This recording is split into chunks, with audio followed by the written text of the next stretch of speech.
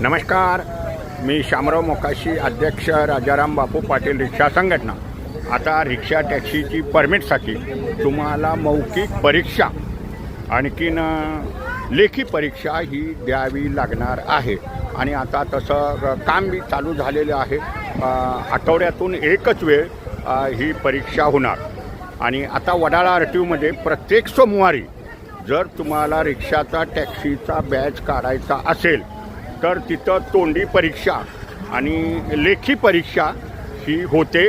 आणि वडाळा RTOसाठी जर कुणाला बिल्ला काढायचा असेल रिक्षाचा, टॅक्सीचा, पर्यटक परवान्याचा, तर तुम्हाला प्रत्येक सोमवारीच तिथं तुम्हाला जावं लागणार आहे। तोपर्यंत तुम्ही कागदपत्र करू शकता आणि सोमवार शिवाय प्रत्येक सोमवारी सकाळी तिथं तोंडी परीक्षा आणि लेखी परीक्षा होते आणि ती झाल्यानंतरच तुम्हाला बिल्ल्याची प्रक्रिया चालू होणार।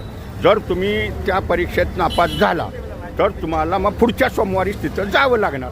हे मात्र लक्षात ठेवा।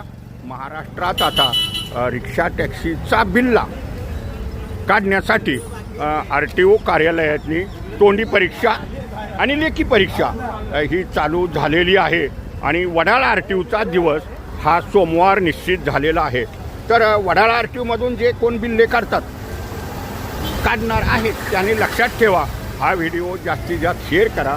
मूचवाले मोकाशी यूट्यूबचे व्हिडिओ तुम्ही पाहत राहा, ऐकत राहा, शेअर करा। आता मग बिल्ला काढण्यासाठी तुम्हाला 15 वर्षाचा दाखला लागतो, पोलीस रिपोर्ट लागतो, कुठलाही गुन्हा त्याच्यावर नसणारा। मग तुमच्याकडं आधार कार्ड, पॅन कार्ड आणि तुम्ही इथं राहता हा सक्षम पुरावा।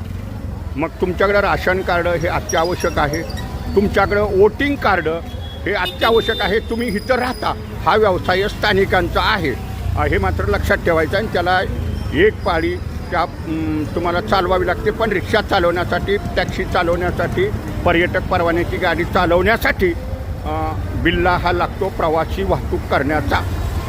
आता पूर्वी पितळीचे बिल्ले द्यायचे, पण 2010च्या कायद्यानुसार तुम्हाला आयडेंटिटी कोड दिला जातो, म्हणजे ते 50 रुपये भरून तुम्हाला पिवळं ओळखपत्र मिळतं, हे मात्र लक्षात ठेवा।